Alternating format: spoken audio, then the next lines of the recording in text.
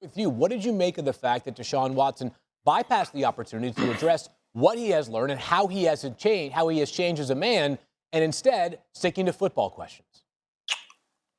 Yeah, listen, this obviously a difficult topic for us to try to translate or try to speak for Deshaun Watson. I will tell you what this will do. His legacy will be this. This will be a big part of the conversation going forward for Deshaun Watson. And there is something about acknowledgement.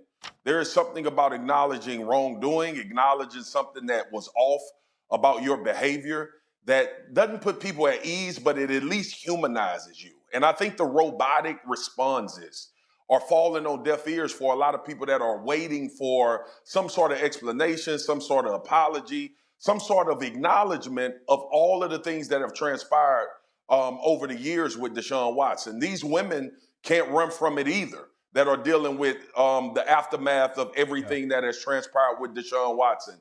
And I haven't talked about this much because we stayed away from it, waiting for investigations, waiting for reinstatement.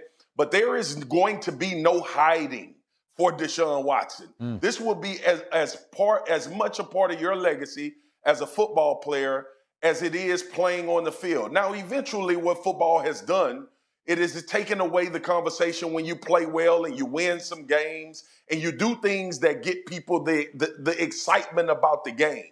But when all things settle and when everybody gets back to the foundation and the crux of who Deshaun Watson is, this will be a major part of his legacy.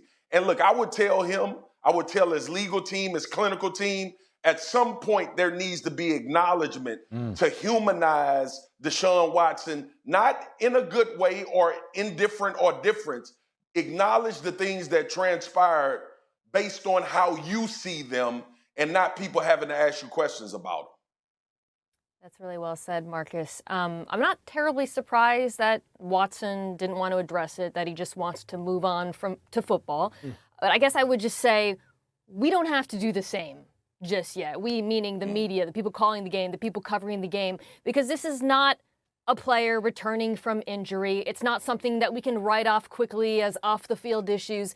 This is, as both of you have laid out, more than 24 women, some of whom sued and some of who didn't, by the way, accusing Deshaun Watson of, acts ranging from sexual harassment to sexual assault, which of course he has denied, and many of those have been settled. But something that's happening this weekend is some of those women, I believe over 10 of them, are going to the game. And I've heard people ask why, especially since so many of them have settled. So, financially, there's no motive. And I think it's precisely because of what we're talking about, which is for them, this is still real. They can't just move on to football. They're still seeking some sort of validation or they're still experiencing pain. And I think it's important that we are aware of that when we talk about it right now, because at some point, Marcus is right, we are going to talk about football and football only.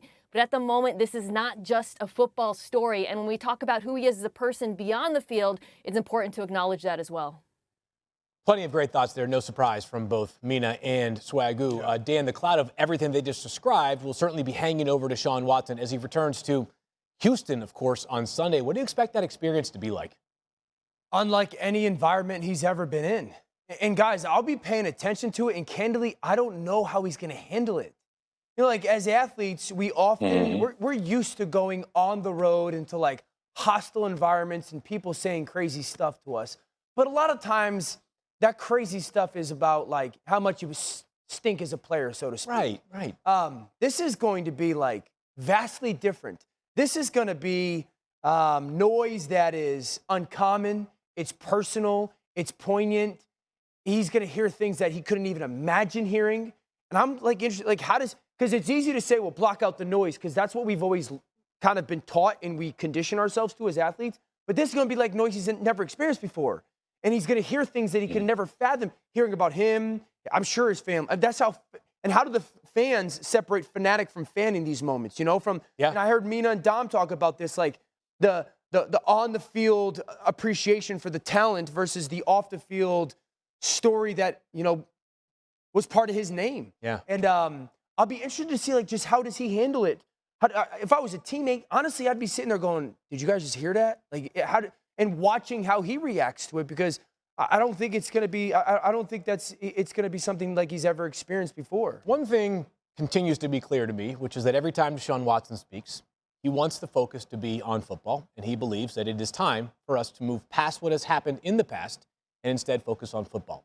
What continues to befuddle me is that a little bit of contrition, a little bit of remorse, a bit more accountability would have gone a long way in allowing this story to advance. And as a high-profile athlete, especially a quarterback in the NFL who happens to make $46 million per year, you have the ability to be an agent for change, and he could have turned a very, very dark situation, probably the worst thing he'll ever experience in his life, into potentially a lot of positive change. And it seems like that's not quite the motivation right now for Deshaun Watson, who just wants to play football. Unfortunately, this ain't just about playing football. Thank you for watching ESPN on YouTube. For live streaming sports and premium content, subscribe to ESPN+.